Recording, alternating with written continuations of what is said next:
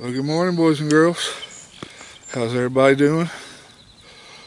Whew, man, I'm telling you what, it is cold out here this morning. Back out here in the country at Timber Ridge, it's 26 degrees according to the thermometer on my truck. It's supposed to warm up here in a little bit, but man, we just had to get out here and get after them again. I can't stand sitting at the house. What do y'all think about that beautiful sunrise? I tell you what, God sure is an artist.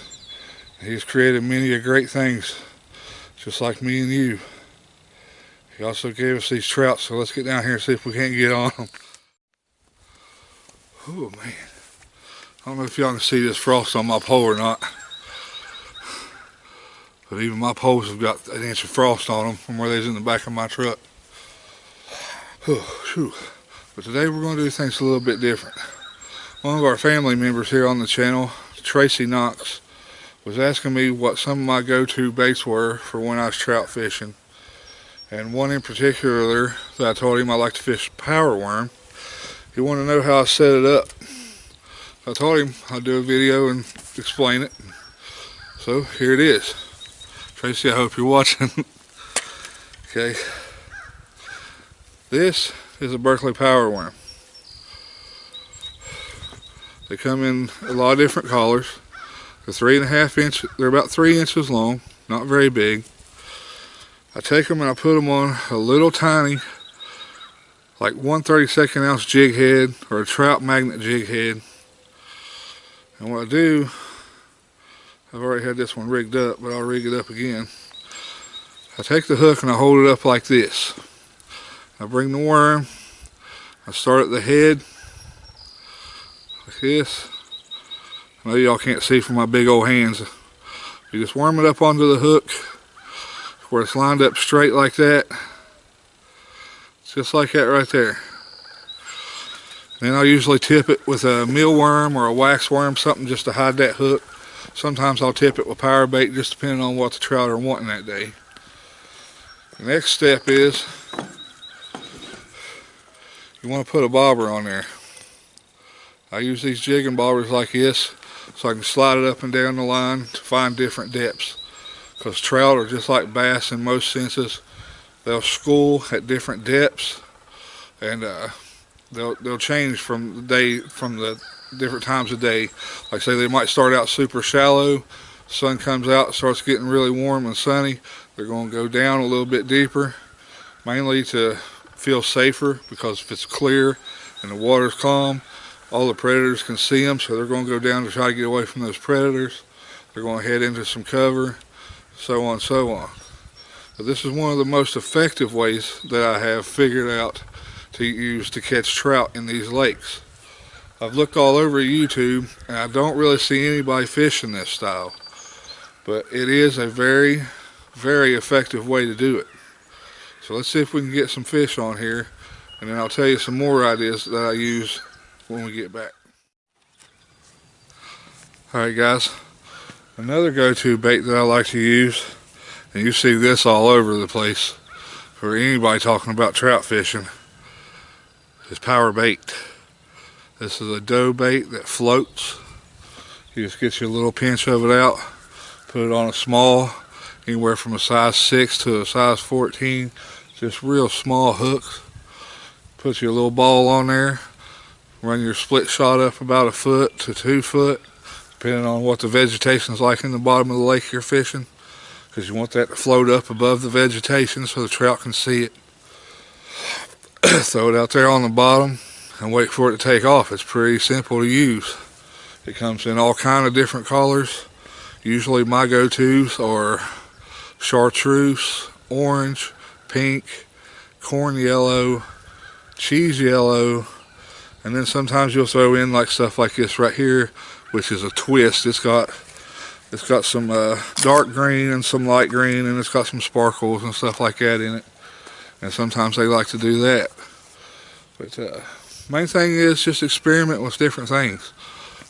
Once you find them, I mean, you can just about catch them on anything. If you got the right color, if you're at the right depth. I mean, you can use trout magnets, hair jigs, spoons, super dupers. I mean, even basic red worms to, if the lake allows it, you can even use minnows and catch them. Just float them out there under a bobber. But they're a lot of fun to catch. And, I'm going to talk a little bit more about this jig because it's something that Tracy was really interested in. And like I said, you don't get a lot of it out on the internet. You see everybody trying to fish them. They fish them without a bobber.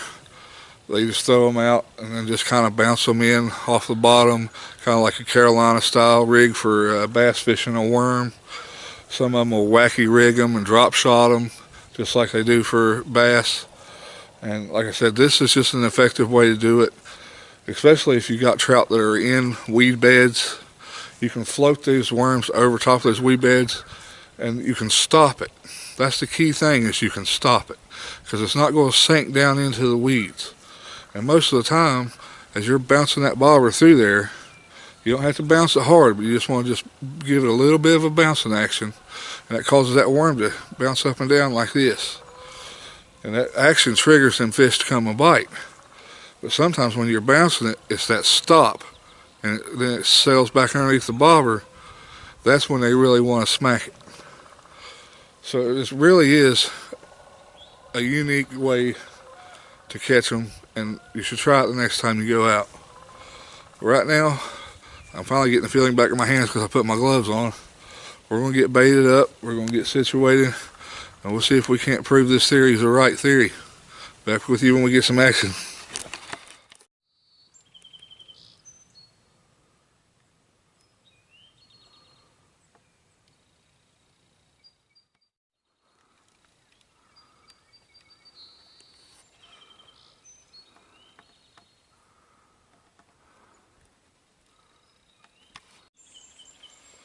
It is cold, cold, cold out here.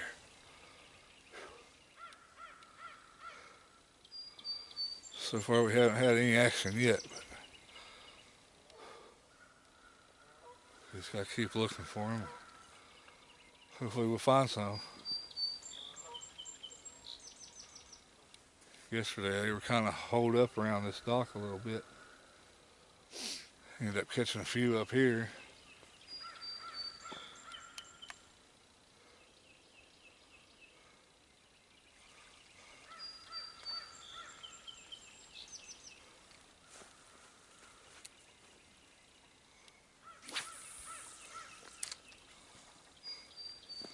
So a good thing about using these jigs, though, you cover a lot of water pretty fast.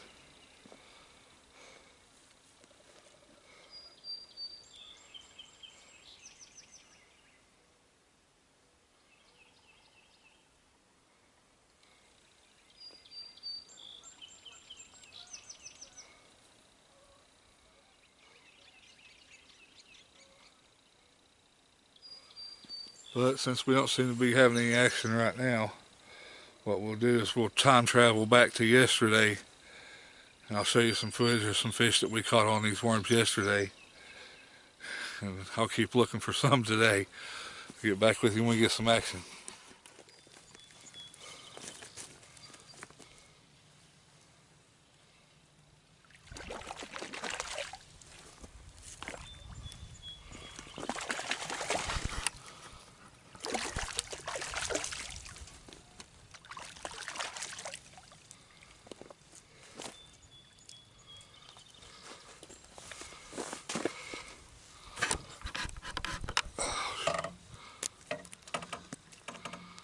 There, we found one.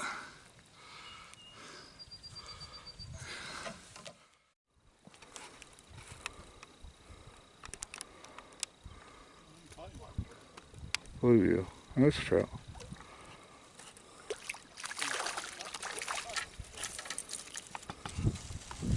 What did you say, a standby? Yeah. The brown? Yeah.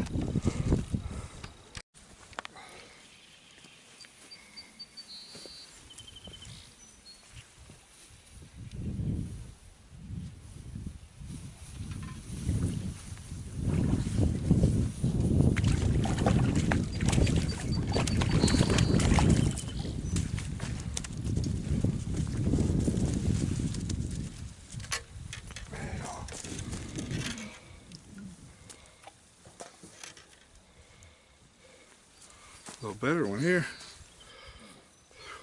I was bouncing that thing through there and he about tore it out of my hand. He really wanted that one.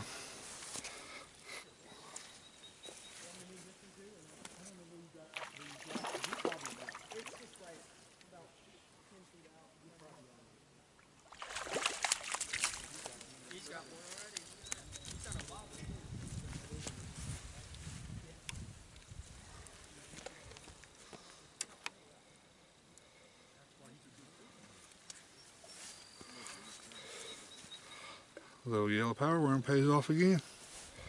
Just moved over here. It was slow where we was at. So come over here and made 2 casts and caught one.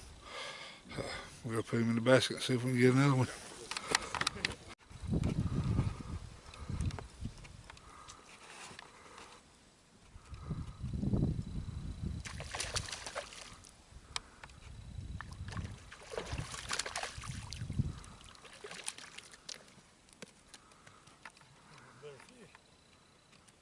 Yeah, it is. So as you can see in those videos, it is a pretty effective way of catching trout. Just like if you watch most of my trout fishing videos, that's what we're using to catch these trout on. You will see sometimes we're catching them on the power bait and stuff like that, but mostly it's these power worms. You know, like I said, they're made by Berkley. They're called the Berkley power worm. They're 3 inches. They are for trout, but you can catch everything on them. I've caught crappie, bluegills, bass. I've caught all kinds of stuff on them. Just, it really don't matter. Another beautiful thing about them, you can just throw them out there and let them set and let the wave carry them down the lake. And that way you can put your hands in your pocket and keep warm when it's cold like this. But we're going to keep trying to get after them. We're the only ones here this morning, so right now I'm just enjoying listening to all the birds and just listening to Mother Nature wake up this morning. It's peaceful out here. So I'm going to shut up and enjoy it.